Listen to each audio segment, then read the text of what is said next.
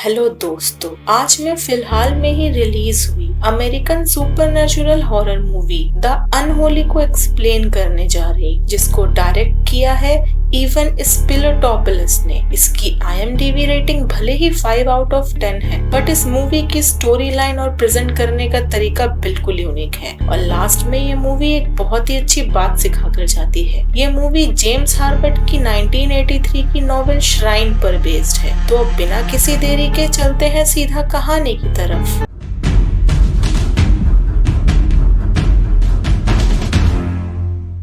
Movie की शुरुआत 1845 में बैनफील्ड नाम के टाउन में विचक्राफ्ट परफॉर्म करने वाली एक औरत की फांसी के साथ होती है। उसे एक पेड़ में लटका दिया जाता है और आग लगा दी जाती है। हालांकि मरने से पहले उसकी आत्मा एक डॉल में कैद करके उसी पेड़ के नीचे गाड़ दी जाती है। मैनी इयर्स लेटर एक जर्नलिस्ट कैरी फेन, जो कि अपने पिछले अफवाह फैलाने वाले कामों के वजह से बदनाम है और इसी वजह से वो अपनी एक रेपुटेड जॉब खो चुका है और अब वो स्ट्रेंज एंड अनयूजुअल चीजों पर रिपोर्टिंग करता है। यहाँ तक कि उसकी फाइनेंशियल कंडीशन भी बहुत खराब है, इसलिए वो $150 के लिए बैनफील्ड विजिट करता है, एक बकवास न्यूज काउ म्यूटिलेशन के रिपोर्टिंग के लिए, जहाँ उसे पता चलता है कि ये किसी बच्चे की गई शरारत है। वो वापस जाने लगता है पर उसे कुछ आवाजें सुनाई देती है जो कि उसे जले हुए पेड़ से आ रही थी जिसपे उस औरत को जलाया गया था। गैरी उस पेड़ के नीचे से उसी डॉल को डिस्कवर करता है जो कि चेन से लिपटी हुई थी और उस पर एक इम्पॉसिबल डेट लिखा था, February 31st, 1845। काउ ओनर उसे बताता है फार्मर्स ऐसे डॉल्स को अपने खेतों में as a good luck plant करते हैं। गैरी को वो डॉल क्रीपी लगती है और वो अपने स्टोरी के लिए डॉल को तोड़ देता है, एज गैरी झूठी खबरें फैलाने के लिए बदनाम था। खैर, रात को जब गैरी वापस लौट रहा था, उसका एक्सीडेंट हो जाता है एक लड़की को बचाने के लिए जो उसके कार के सामने आ गई थी। गैरी उस लड़की को रोकने की कोशिश करता है बट वो गैरी को नजरअंदाज करते हुए चलती जाती है, लाइक कि वो स्लीप वॉकिंग कर रही हो। गैरी उसका पीछा करता है और वो उसी जले हुए पेड़ के पास पहुंचते हैं जहां वो लड़की बेहोश होने से पहले कुछ बोलती है। जब गैरी उसे पास के चर्च के फादर के पास ले जाता है तो उसे पता चलता है कि उस लड़की का नाम एलिस है और फादर हेगन उसके अंकल हैं। थोड़ी देर बाद जब डॉक्टर नेटली एलिस को विजिट करती है, गैरी को पता चलता है कि एलिस डेफ एंड म्यूट है। गैरी डिसाइड करता है टाउन में रह के इन्वेस्टिगेट करने के लिए, क्योंकि उसने एलिस को बोलते हुए सुना था। नेक्स्ट डे चर्च में एलिस अचानक से उठ के चलने लगती है और सब उसे फॉलो करते हैं। वो सबको उसी जले हुए पेड़ के पास ले जाती है जहां एलिस फर्स्ट टाइम सबके सामने बोलती है। सब इसे मिरेकल कहते हैं। एलिस कहती है she get healed by Virgin Mary और वो सबको नेक्स्ट डे फिर से वही बुलाती है जहां वो एक पैरालाइज लड़के को ठीक कर देती है। अब सब एलिस पे और वर्जिन मैरी के प्रेजेंस पर बिलीव करने लगे थे। मीडिया इस न्यूज में अपना इंटरेस्ट शो करता है, इसलिए कैथोलिक चर्च मॉन्सियोर डेलगार्ड को इन्वेस्टिगेट करने भेजते हैं, जिन्हें असिस्ट कर रहे थे बिशप जाइल्स। गैरी एलिस से दोस्ती करता है। इस दौरान उसे पता चलता है कि एलिस जिस मैरी से बात करती है वो उसे रिलीजियस फिगर मानती है, बट गैरी को एलिस के बातों से डाउट होता है। नेक्स्ट डे एलिस चर्च में सॉन्ग गाती है जहां गैरी एंड डेलगार्ड दोनों मौजूद थे। अचानक से फादर हेगन को हार्ट अटैक आता है पर एलिस के उसको छूते ही वो ठीक हो जाते हैं। मेडिकल टेस्ट से पता चलता है कि फादर हेगन के लंग्स पूरी तरह से खराब थे और उनके पास ज्यादा टाइम भी नहीं बचा था, पर अब वो पूरी तरह से हील्ड हो चुके हैं। मीडिया के थ्रू एलिस अब सबकी हीरो बन चुकी थी और सब एलिस के थ्रू मैरी पर बिलीव करने लगे थे। मीनवाइल फादर हेगन को कुछ पेपर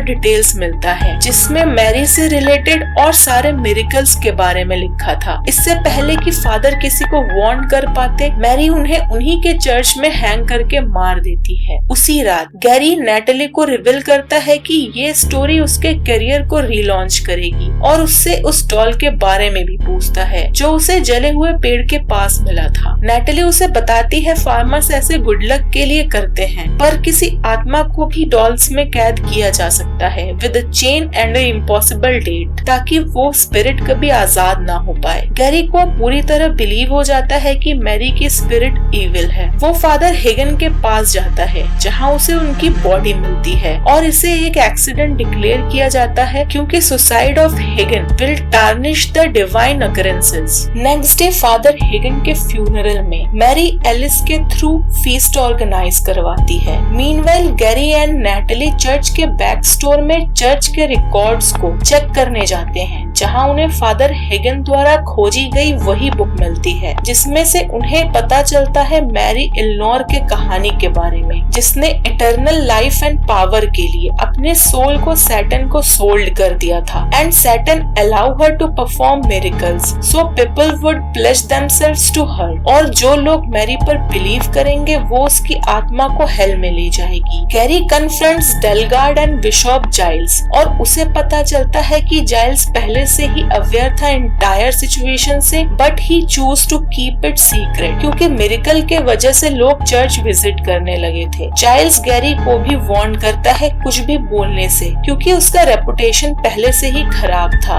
और उसकी बातों पे कोई बिलीव नहीं करता। थोड़ी देर बाद गैरी मैरी के ऊपर रिसर्च करता है और पता लगाता है कि एलिस मैरी के ब्लड लाइन में से एक है। गैरी नैटली को फोन करके बताने की कोशिश करता है पर बैड नेटवर्क के वजह से नहीं बता पाता। इससे पहले गैरी कुछ और पता लगा पाता, मैरी आके उस पर अटैक करती है पर डेलगार्ड आके उसे बचाता है। एलिस जो कि मैरी पर भरोसा करती है पर अनजान है मैरी के ट्रू नेचर से, वो एक सर्विस ऑर्गेनाइज करवाती है उस जले हुए ट्री और मैरी के लिए जो कि ब्रॉडकास्ट किया जाता है हर जगह। Meanwhile Delgarde wants that this is a satanic ritual, जो भी मैरी से प्रे करेगा वो हेल में जाएगा। डेलगार्ड, गैरी एंड नैटली चर्च में एक रिचुअल परफॉर्म करते हैं मैरी को रोकने के लिए, पर मैरी डेलगार्ड को जलते हुए क्रॉस से मार देती है। मीनवाइल सर्विस स्टार्ट होता है और एलिस सभी को 3 बार मैरी पर बिलीव होने का प्लेज लेने को बोलती है, पर गैरी क्राउड को रोकता है ये बोल के कि कोई भी चमत्कार वास्तविक नहीं है और ये उसका एक और धोखा था, ये सब प्लेसिबो इफेक्ट का नतीजा था। यहाँ गैरी झूठ बोलकर लोगों में मैरी पर बिलीव को तोड़ना चाह रहा था। Natalie communicates with Alice using sign language and उससे सर्विस रोकने को कहती है। मैरी एलिस से बात करती है और सर्विस को जारी रखने को कहती है और उसे थ्रेट करती है कि अगर उसने ऐसा नहीं किया तो वो कभी बोल नहीं पाएगी दोबारा। After knowing the true nature of Mary, Alice service रोक देती है। अचानक से वो ट्री जलने लगता है और उसमें से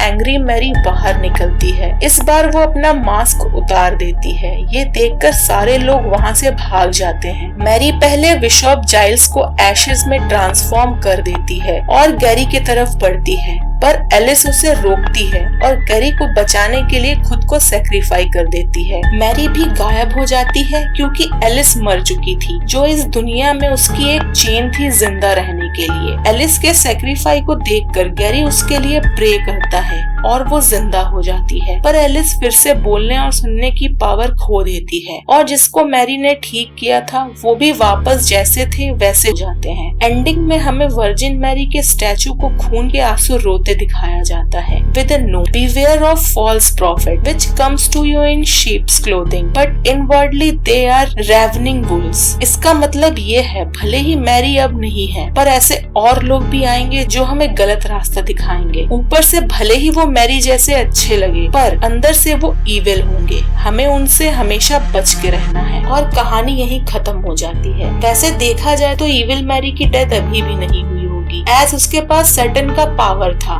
और एलिस भी जिंदा थी जो कि उसके ब्लड लाइन से ही थी और मैरी की स्पिरिट को डॉल में वापस कैद भी नहीं किया गया। वीडियो अच्छी लगे तो वीडियो को लाइक करें और मेरे चैनल को सब्सक्राइब करें। मिलते हैं अगले वीडियो में, तब तक के लिए बाय बाय।